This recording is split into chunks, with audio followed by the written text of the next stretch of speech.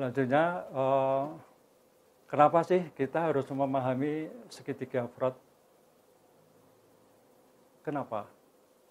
Karena sebagai alat pencegahan, salah satu dari 3 unsur penyebab fraud tadi, yaitu tekanan, kemudian rasionalisasi, dan terakhir adalah kesempatan. Sehingga fraud dapat dicegah dengan cara menghilangkan salah satu atau ketiga unsur dari segitiga fraud tersebut.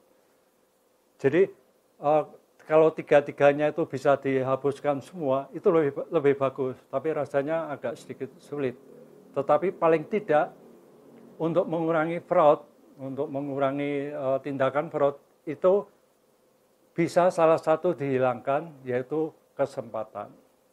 Jadi kalau kesempatan itu dihilangkan, itu tindakan fraud tidak bisa terjadi.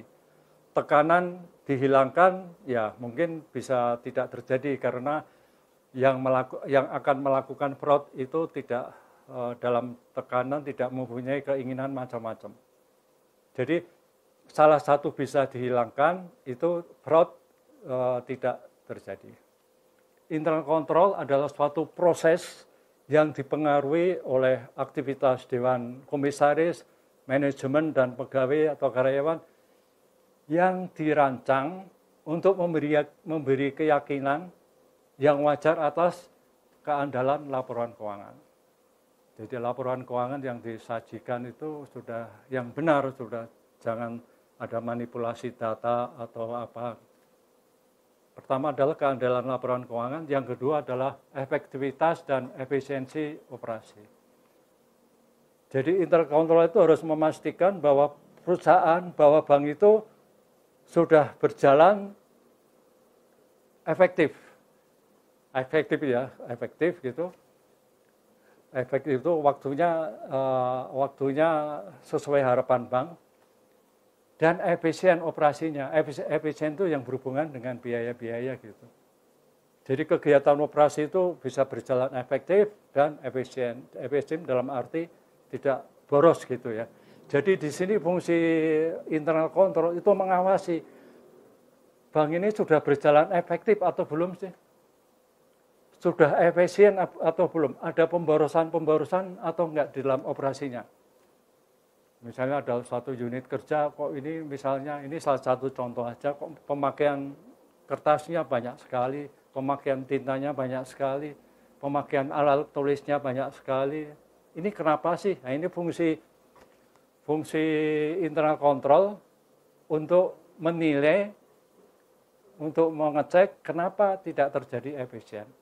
Jadi fungsi internal control memastikan bahwa operasional perbankan ini adalah efektif dan efisien. Ya.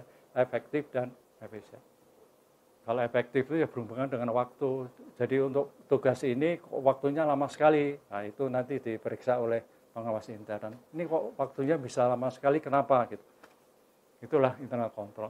Kemudian, jadi yang pertama tadi adalah fungsi internal control itu adalah menjamin atas keandalan laporan keuangan, kemudian efektivitas dan efisiensi operasi, dan yang ketiga adalah ketaatan terhadap hukum dan peraturan hukum yang berlaku. Ketaatan terhadap hukum dan peraturan yang berlaku. Jadi bank itu memang harus, laporan keuangannya harus andal dan harus efektif dan efisien, tetapi juga jangan menyimpang dari ketentuan-ketentuan yang ada gitu. Jadi fungsi internal control itu mengawasi, melihat ini jalannya ini sudah benar atau belum, melanggar ketentuan yang ada atau tidak. Ya, melanggar ketentuan yang ada, atau tidak. Jadi operasional suatu unit kerja itu akan dilihat sistem kerjanya efektif atau enggak, efisien atau enggak, terus melanggar ketentuan atau enggak. Jadi ketentuan dan peraturan-peraturan itu tidak boleh dilanggar. Ini adalah tugas internal control untuk memeriksanya. Jadi internal control itu untuk menjaga agar internal control dapat terlaksana, maka diperlukan audit, internal audit atau pemeriksa intern.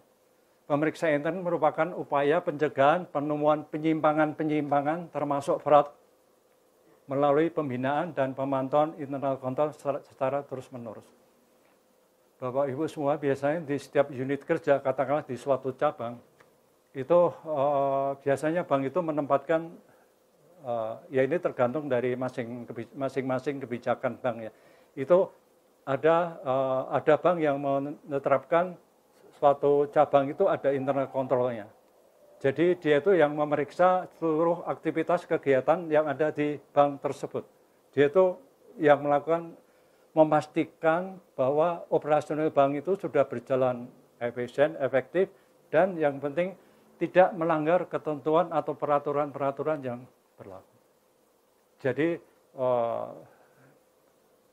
auditor intern atau apa ya, mungkin masing-masing bank beda-beda.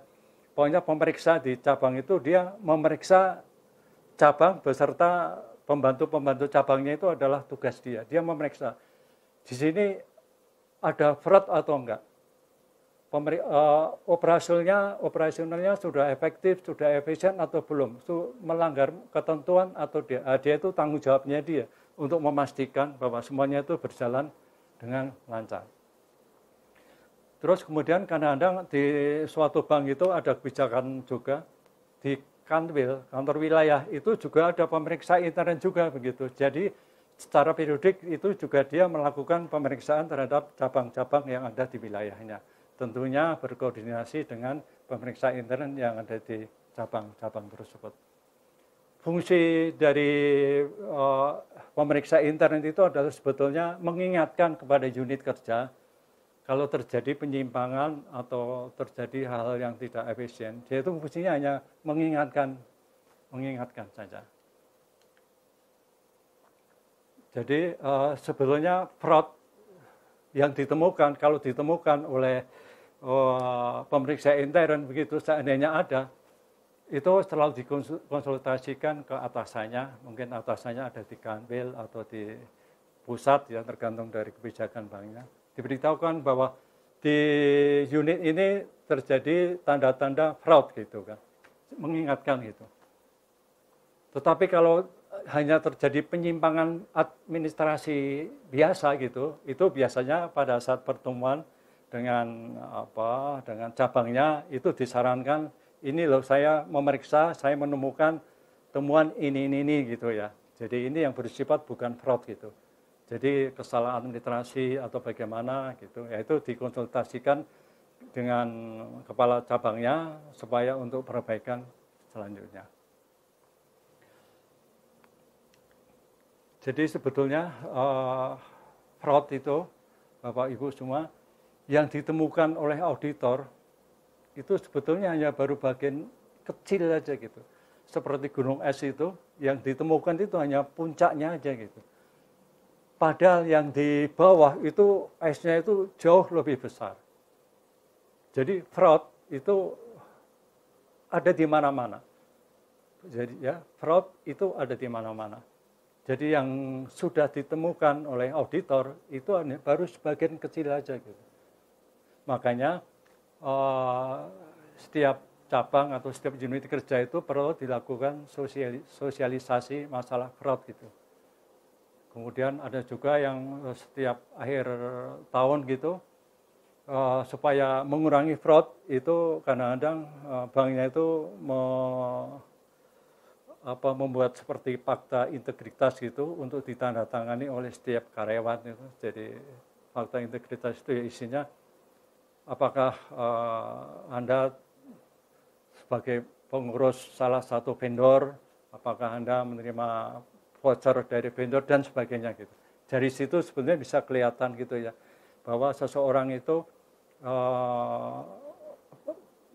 integritasnya itu baik atau tidak, itu bisa dilihat dari situ. Tapi ya itu kan di atas kertas saja ya. Tapi realisasinya mungkin bisa berbeda. Ya, realisasinya bisa berbeda. Jadi sekali lagi saya ulangi Bapak Ibu bahwa fraud yang terjadi di perbankan bahkan itu juga terjadi di mana-mana. Kalau di perbankan itu yang ditemukan itu baru sebagian, mungkin sebagian kecil aja gitu. Yang belum diketemukan itu sebetulnya banyak sekali karena fraud itu dilakukan kerjasama antara karyawan bank dengan pihak luar, misalnya vendor atau debitur atau yang lain gitu. Jadi memang VA auditor kalau ya agak susah untuk membuktikan gitu ya, karena mereka kan biasanya ya udah pinter lah, udah cara-caranya itu seperti apa, dan penyerahan apa-apa itu mereka biasanya kalau mau memberikan sesuatu itu biasanya tidak dalam bentuk transfer atau apa, tapi ya secara sembunyi-sembunyi gitu. Jadi ini yang sulit ditemukan oleh pemeriksa intern gitu ya, karena memang nggak ada bukti gitu. Kemudian nggak ada bukti ya, betul. Saya kira sementara itu dulu Bapak-bapak dan Ibu semua untuk sesi faktor-faktor pendorong fraud ini, dan kita nanti akan ketemu lagi di sesi 3 yang membahas masalah strategi fraud. Saya kira sementara itu, dan terima kasih.